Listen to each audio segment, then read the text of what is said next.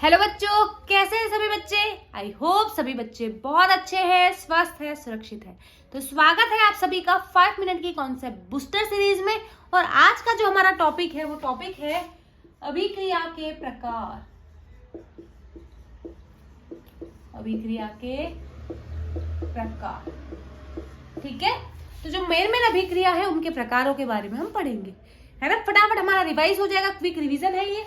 तो सबसे पहली बात करते हैं संयोजन अभिक्रिया। तो भाई जब दो या दो से अधिक अभिकारक मिलकर एकल उत्पाद यानी एक उत्पाद का निर्माण करें, हम कहेंगे संयोजन अभिक्रिया। तो भाई यहाँ का की पॉइंट क्या है? एकल उत्पाद, जैसे N2 + 3H2 2NH3। नाइट्रोजन और हाइड्रोजन ने मिलकर एक उत्पाद NH3 अमोनिया बनाया, संयोजन अभिक्रिया, ठीक है। दूसरा होता है वियोजन अभिक्रिया। तो भाई ऐसी अभिक्रिया जिसमें एक अभिकारक होता है और वो अभिकारक टूटकर, वियोजन का मतलब होता है टूटना। तो ऐसी अभिक्रिया जिसमें एक अभिकारक टूटकर दो या दो से अधिक उत्पाद का निर्माण करता है वो कहलाता है वियोजन अभिक्रिया। तो वियोजन अभिक्रिया का की पॉइंट क्या है? एकल अभिकारक, एक अभिकारक होता है ना। जैसे 2NH3 अमोनिया को बेटा जैसे ही हम गर्म करते हैं नाइट्रोजन और हाइड्रोजन गैस में टूट जाती है। अब ये तीर क्या दर्शाता है? अभिक्रिया दोनों तरफ हो रही, मतलब अमोनिया से हम नाइट्रोजन और हाइड्रोजन भी बना सकते हैं, नाइट्रोजन और हाइड्रोजन से हम अमोनिया भी बना सकते हैं। अभी वियोजन, भाई किसी भी चीज को तोड़ने के लिए वियोजन का मतलब क्या है? तोड़ना। अब आप सभी को पता है, अगर आपको कोई भी चीज तोड़नी है तो एनर्जी चाहिए। जैसे ये पेन, अगर मुझे इस पेन को तोड़ना है तो मुझे क्या चाहिए? एनर्जी चाहिए। क्या चाहिए बेटा? एनर्जी चाहिए। तो वियोजन अभिक्रिया भी हमें एनर्जी, उष्मा देकर तोड़नी पड़ेगी। और उष्मा देकर तोड़ने के लिए बहुत सारे तरीके हैं वियोजन करने के। जैसे हम उष्मा के द्वारा या ताप के द्वारा कर सकते हैं, है ना, प्रकाश के द्वारा कर सकते हैं, और हम विद्युत के द्वारा भी कर सकते हैं, ठीक है। जैसे कैल्शियम कार्बोनेट, इसको मैंने गर्म किया तो ये कैल्शियम ऑक्साइड और कार्बन डाइऑक्साइड गैस में टूट गया। अब मैंने उष्मा देके किया है, इसलिए ये उष्मीय वियोजन। प्रकाश के द्वारा हमने तोड़ा, जैसे AgCl, सिल्वर क्लोराइड। इसमें जैसे ही हम सूर्य के प्रकाश की उपस्थिति में इसको हम ले जाते हैं, ये सिल्वर और क्लोरीन गैस में टूट जाता है, प्रकाशीय वियोजन।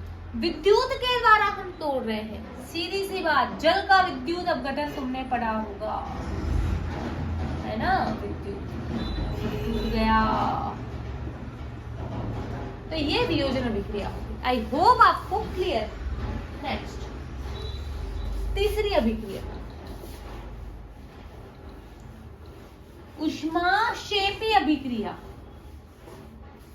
तीसरी अभिक्रिया है बेटा आपकी ऊष्माक्षेपी अभिक्रिया।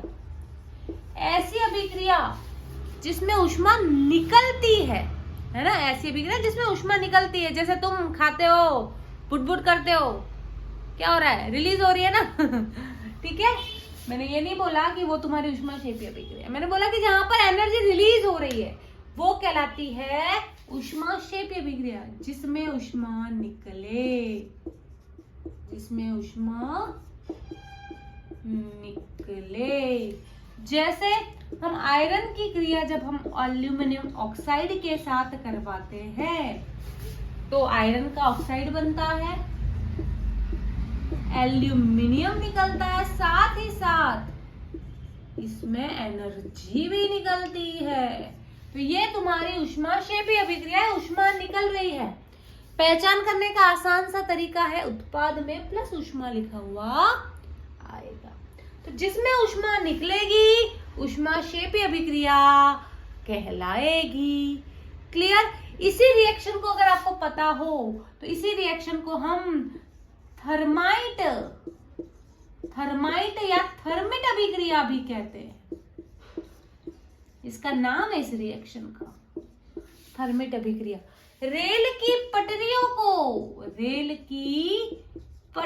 को जोड़ने के लिए इसका उपयोग किया जाता है। थर्मिट अभिक्रिया रेल की पटरियों को जोड़ने के लिए इसका उपयोग करते हैं। इसमें एनर्जी भी निकल रही है, इसमें साथ ही साथ विस्थापन अभिक्रिया भी है। विस्थापन हम पढ़ेंगे तो मैं बताऊंगी। तो याद रखो, जिसमें ऊष्मा निकले ऊष्माक्षेपी अभिक्रिया। चौथी अभिक्रिया ऊष्माशोषी अभिक्रिया।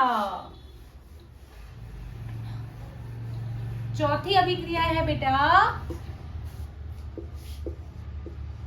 ऊष्माशोषी। नालायक बच्चा है ना, कुछ आप में से भी नालायक होंगे। मम्मी स्कूल तो जाऊंगा लेकिन चॉकलेट जरूर खाऊंगा। मम्मी दूध लेने जाना है, बिल्कुल जाऊंगा लेकिन 5 रुपए एक्स्ट्रा दो, डेयरी मिल्क भी खा के आऊंगा। तो भाई पहले खाते हैं फिर दूसरा काम करते हैं। घूसखोर बच्चा, नालायक बच्चा।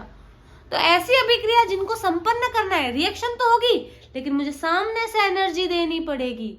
ऐसी अभिक्रिया जिसमें ऊष्मा अवशोषित होती है, जिन्हें संपन्न करवाने के लिए हमें सामने से ऊष्मा देनी पड़ती है, वो कहलाती है ऊष्माशोषी अभिक्रिया, है ना, जिसमें ऊष्मा